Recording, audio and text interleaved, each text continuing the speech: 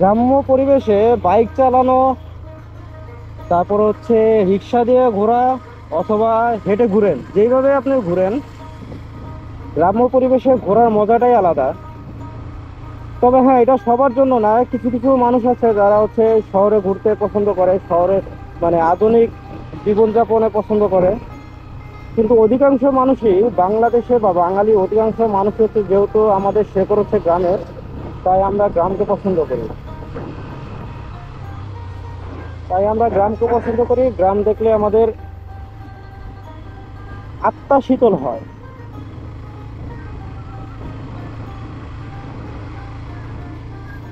সোয়া মিল, এটাতে হচ্ছে গাছ কাটে, কাঠ বানায়। এই সোয়া মিল গুলো এখন একদম গ্রামে ছাড়া দেখা পসিবলই না। আগে তো প্রত্যেকটা বাজারে মোড়ে মোড়ে প্রায় দেখাই যেত, কিন্তু এখন হচ্ছে খুব কম দেখা যায়। তো যদিও গ্রাম, কিন্তু হচ্ছে শহরের পুরোপুরি ছোঁয়া পড়ছে। রাস্তাঘাট সব পাকা, হাসপাতাল, স্কুল, কলেজ সবই আছে। মাঝে মাঝে কয়েকটা ফ্যাক্টরিও দেখা যাচ্ছে। কিন্তু গ্রাম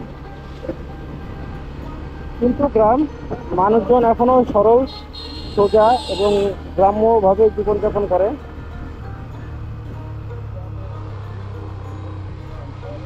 এবং সবচাইতে একটা মজার তথ্য হচ্ছে যে উলুখোলা যাওয়ার পথে যে গ্রামটা পড়ে, এই নাগরী যাওয়ার পথে যে গ্রামটা পড়ে, এই গ্রামের একটা বৈশিষ্ট্য আছে, যেটা হচ্ছে এই গ্রামে হিন্দু, খ্রিস্টান এবং মুসলমান সংখ্যা প্রায় সব সমান সমান। মানে এখানে মুসলিম সংখ্যাগরিষ্ঠ অথবা খ্রিস্টান অথবা হিন্দু এরকম না, সংখ্যা থেকে প্রায় সবাই সমান সমান। আর সবচাইতে অবাক করা বিষয় হচ্ছে এইখানে কোনো ধর্মীয় কোনো মানে সহিংসতা নাই, ধর্মীয় কোনো গ্যাঞ্জাম নাই। সবাই যার যার ধর্ম সুন্দর মতো পালন করতেছে এবং মিলেমিশে এখানে জীবনযাপন করতেছে। এই যে একটু আগে একটা ভিডিও, যেটা হয়তো আপনারা আগে দেখছেন অথবা পরে দেখবেন, একটা ভিডিওতে আমি একটা চার্চের কথা উল্লেখ করতে, চার্চ দেখাইছি যে এত বড় একটা সুন্দর একটা চার্চ, মনোরম পরিবেশ, কিন্তু এখানে কোনো গ্যাঞ্জাম নাই। সবাই সবাইকে সম্মান করে, সবাই সবাইকে স্পেস দেয় তার নিজের ধর্ম পালন করার জন্য।